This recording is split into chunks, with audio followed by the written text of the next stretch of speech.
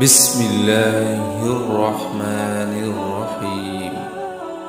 شروع اللہ کے نام سے جو بڑا مہربان نہایت رحم والا ہے۔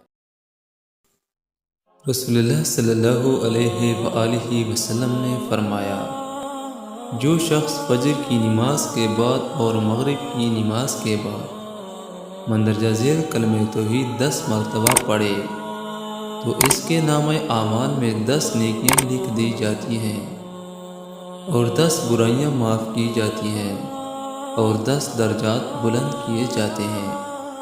اور یہ دعا بنی اسماعیل میں سے 10 غلام آزاد کرنے کے برابر ہے۔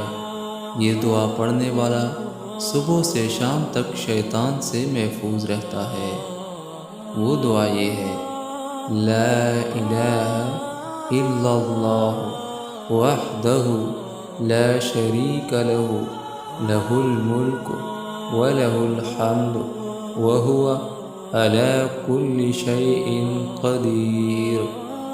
یہ دعا ابو داؤد شریف سے نقل کی گئی ہے۔ صبح و شام 10 مرتبہ۔